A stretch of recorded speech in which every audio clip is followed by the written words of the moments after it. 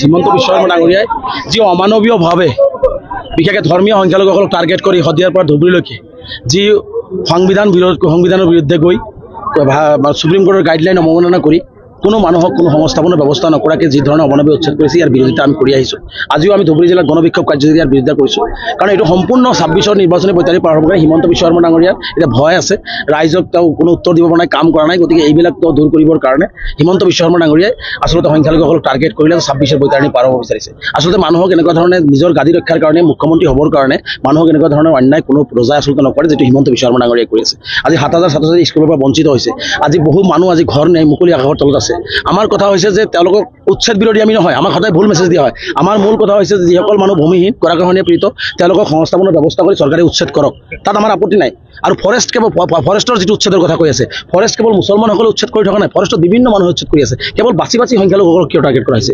আজি আদানীক মাটি দিবৰ কাৰণে ধুবুৰী চৌৰাবাকাত আজি হাজাৰ আজি ধৰ্মীয় সংখ্যালঘুসকলক যাক খিলঞ্জীয়া বুলি কয় তেওঁলোককো আজি তেওঁলোকে নোটিছ দি তেওঁলোকে উচ্ছেদ কৰি আছে। গতিকে এইটো কি নীতি? তাৰ মানে মুখ্যমন্ত্ৰী ডাঙৰীয়া এটাই নীতি হৈছে যে চব টাৰ্গেট হৈছে মুখ্যমন্ত্ৰী গাদী সুৰক্ষিত কৰিবৰ কাৰণে মুখ্যমন্ত্ৰীয়ে অসমীয়া জাতিক থানমান কৰি হ'লেও অবৃহত্তৰ অসমীয়া জাতি ভাঙন হৈ গ'লেও হিন্দু মুছলমান কৰি তেওঁ গাদী ৰক্ষা কৰিবৰ কাৰণে মুছলমানসকলক টাৰ্গেট কৰিছে। এইটো বন্ধ কৰিব লাগে। আমাৰ কথা হৈছে আমি ভূমিহীন মানুহে ভূমি পাব লাগে, গৰাখহনীয়া পীড়িত ভূমি পাব লাগে। বসুন্ধৰাত আমাৰ মানুহখিনি মাটি দিয়াৰ ব্যৱস্থা গ্ৰহণ কৰিব লাগে, আৰু যিসকলক উচ্ছেদ কৰিছে তেওঁলোকক সংস্থাপনৰ ব্যৱস্থা গ্ৰহণ কৰিব লাগে। আৰু যি ধুবুৰী জিলাত যি আৰু নতুনকৈ অধিগ্ৰহণ কৰিবৰ কাৰণে চেষ্টা চলাই আছে, এইবিলাক বন্ধ হ'ব লাগে। আজি ধুবুৰী জিলাত ইয়াৰ বৃহৎ প্ৰতিবাদ আপোনালোকে দেখিছে। আমি এই প্ৰতিবাদ আমি কলিয়াবৰ আৰু নগদ আমি এই মাহতে কৰিম। পৰৱৰ্তী পৰ্যায়ত মুখ্যমন্ত্ৰী ডাঙৰীয়া যি সংখ্যালঘুৰ ওপৰত এই নিৰ্মম অত্যাচাৰ, গুলি চালি মানুহক হত্যা কৰা, মানুহৰ ভূমি কাঢ়ি লোৱা, মুখৰ ভাত কাঢ়ি লোৱা, স্কুল কাঢ়ি লোৱা কামবিলাক যদি হিমন্ত বিশ্ব শৰ্মা বন্ধ নকৰে, এটা দিনত সকলো ৰাইজক আহ্বান জনাই আমি ৰাজপথত উলিয়াই আনি সকলো ৰাজপথ স্তব্ধ কৰি হ'লেও আমাৰ যি সাংবিধানিক অধিকাৰ, মৌলিক অধিকাৰ সেইখিনি আমি কাঢ়ি ল'বলৈ দাবী। আমাৰ মূল কথা হৈছে আমি এই অমানৱীয় সংবিধান বিৰোধী সুপ্ৰিম কোৰ্টৰ গাইডলাইন অৱমাননা কৰি যি উচ্ছেদ চলি আছে এইবিলাক বন্ধ হ'ব লাগে। প্ৰতিটো ভূমিহীন মানুহৰ লগত আলোচনা কৰি ভূমি দি চৰকাৰে যদি ভূমি লাগে ভূমি দিয়াৰ তাতে সেই উচ্ছেদবিলাক কৰক, তাত আমাৰ আপত্তি নাই। ফৰেষ্টত যদি উচ্ছেদ কৰিব লাগে ফৰেষ্ট পুৰা খালী হ'ব লাগে, তাত বাছি মুছলমানসকল হ'ব নালাগে। আমাৰ সংখ্যালঘুসকলক যি ধৰণে টাৰ্গেট কৰি উচ্ছেদ কৰি আছে, যি ধৰণে স্কুলৰ পৰা ল'ৰা ছোৱালীক বঞ্চিত কৰি আছে, যি ধৰণে মানুহখিনিক আজি নাখাই মাৰি আছে, তিৰপলৰ তলতে ৰাজপথত ৰাখি আছে, এইবিলাক বন্ধ কৰিব লাগে। আমাৰ কথা হৈছে সন্মানেৰে এইসকল ভাৰতীয় নাগৰিক, এইসকল ভাৰতৰ বাসিন্দা, অসমীয়া নাগৰিক, অসমৰ বাসিন্দা। গতিকে সন্মানে তেওঁলোকৰ যিখিনি সাংবিধানিক অধিকাৰ সেইখিনি মুখ্যমন্ত্ৰী হিচাপে দিব লাগিব, আৰু এইখিনি আমাৰ দাবী। আৰু সেইখিনি নিদিলে পৰৱৰ্তী পৰ্যায়ত মুখ্যমন্ত্ৰীয়ে ভয়াৱহ গণতান্ত্ৰিক আন্দোলনৰ মুখামুখি আমচু উৎকাৰ হ'বৰ কাৰণে সাজু থাকিবৰ কাৰণে মুখ্যমন্ত্ৰী চাওক এতিয়ালৈকে আমি এনেকুৱা লোৱা নাই। আমাৰ জনসভাবিলাক আমি এতিয়া কৰি আছোঁ, ৰাইজক আমি সজাগ কৰি আছোঁ। আমি এটা দিনত অসমৰ প্ৰত্যেকখন জিলাত আমি ৰাজপথত ওলাই আহিম আমাৰ সাংবিধানিক অধিকাৰ ৰক্ষাৰ কাৰণে, সংবিধান ৰক্ষাৰ কাৰণে, গণতন্ত্ৰ ৰক্ষাৰ কাৰণে, আৰু সংখ্যালঘুসকলৰ ওপৰত যি নিৰ্মম অত্যাচাৰ এইবোৰ বন্ধ কৰাৰ দাবীত আমি এটা দিনত ওলাই আহি সকলো ৰাজপথ স্তব্ধ কৰি দিম। ডাঙৰীয়া দক্ষিণ চালমাৰত যোৱা নাই নেকি?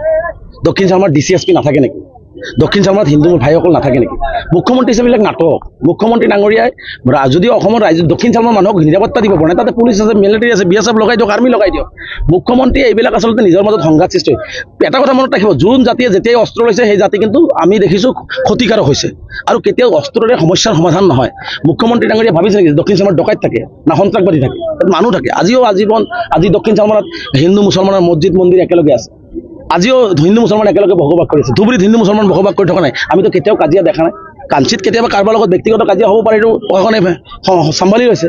গতিকে মুখ্যমন্ত্ৰী ডাঙৰীয়া এইবিলাক এটা নাটক ৰচনা কৰি মানে অসমীয়া ৰাইজক তেওঁ বহুত অসমীয়াটো দেখাব বিচাৰিছে।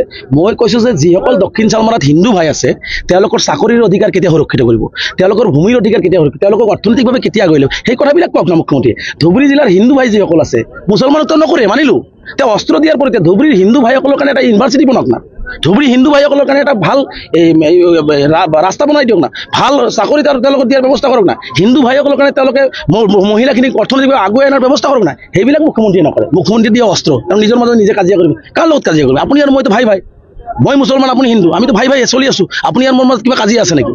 গতিকে মুখ্যমন্ত্ৰী ডাঙৰীয়াই কাজিয়াটো লগাই তেওঁ 26ৰ বৈতাৰণি পাৰ কৰাৰ এটা চক্ৰান্ত আৰম্ভ কৰিছে, যাৰ কাৰণে মুখ্যমন্ত্ৰী ডাঙৰীয়াক মই প্ৰত্যাহ্বান জনাইছোঁ, আপুনি অস্ত্ৰ দিব, মই কলম দিম। হিন্দু মুছলমান কথা নাই, সকলোকে এটা কথাই কৈ আহ্বান জনাই আহিছোঁ যে কলমৰ জৰিয়তে অসম যদি আগুৱাই লৈ যাব নোৱাৰোঁ, অসম 5খন ৰাজ্যৰ ভিতৰত 100 বছৰ আগুৱাই নাযায়।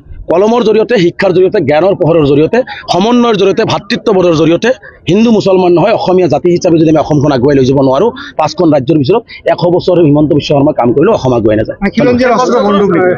নাই এইটো হৈছে হিমন্ত বিশ্ব শৰ্মা অস্ত্ৰ। তেওঁ 26ৰ নিৰ্বাচন পাৰ হ'ব লাগে, আমি হিন্দু মুছলমান হৈ থাকিব লাগে, আমি হিন্দু মুছলমান ভাই ককাই মানুহ হিচাপে থাকিব নালাগে।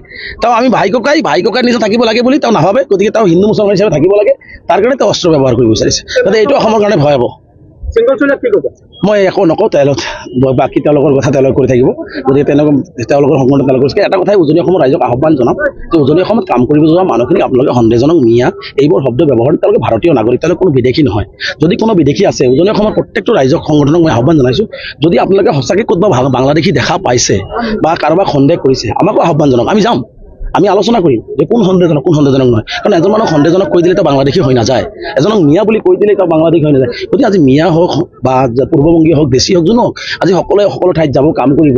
গতিকে কাম কৰিব যোৱা মানুহখিনিৰ ওপৰত বীৰত্ব প্ৰদৰ্শন নকৰি যদি কোনোবাই বেয়া কাম কৰিছে তাৰ বিৰুদ্ধে প্ৰশাসনিক ব্যৱস্থা ল'ব দিয়ক। ক'তবা যদি সঁচাকৈ বাংলাদেশী দেখিছে, বাংলাদেশী প্ৰকৃততে হয়, 71ৰ পিছৰ হয়, তেনেহ'লে প্ৰশাসনিক ব্যৱস্থা আছে, তাত ব্যৱস্থা ল'বৰ কাৰণে তেওঁলোকক আহ্বান জনাওক, আমাকো কওক, আমিও সহযোগিতা কৰিম। কিন্তু ধৰক এনেকুৱা ধৰণে ভাৰতীয় নাগৰিক কাম কৰিব গৈছে, কোনোবাই কাম কৰিব লৈ গৈছে, ইটা ভাড়াত লৈ গৈছে, ৰাস্তাত লৈ গৈছে, কোনোবা বিজনেছ কৰিব গৈছে, এইসকলো সন্দেহজনক মিয়া বাংলাদেশী এইবোৰ শব্দৰে অপব্যাখ্যা কৰিলে আচলতে আমাৰ মাজত এটা ভাঙন সৃষ্টি হয়, আমাৰ মাজত এটা অমিল সৃষ্টি হয়। গতিকে আমি সকলোৱে আহক, বাংলাদেশীৰ বিৰুদ্ধে আমিও 71ৰ পিছত যিসকল বাংলাদেশী আছে তেওঁলোকক বাংলাদেশ পঠিয়াব লাগে। আমচলৰ এটা দাবী, মইতো মুছলমানৰ কথা মই স্পষ্টকৈ ক'লোঁ মিটিঙত, যে যদি কোনো মুছলমান বাংলাদেশী 71ৰ পিছত চিনাক্ত কৰিব পাৰে, দেখুৱাই দিব পাৰে, চৰকাৰে ধৰিব নালাগে, বৰ্ডাৰ পুলিচে ধৰিব নালাগে, আমি বাংলাদেশক গোটাই দি আহিম, কিন্তু 71ৰ আগত যিসকলৰ নথিপত্ৰ আছে, যিসকল ভাৰতীয় নাগৰিক, যিসকল অসমীয়া, যিসকল পূৰ্বপুৰুষ ভাৰতীয় অসমীয়া, তেওঁলোকক অত্যাচাৰ কৰিব, এইটো আমি সহ্য নকৰোঁ।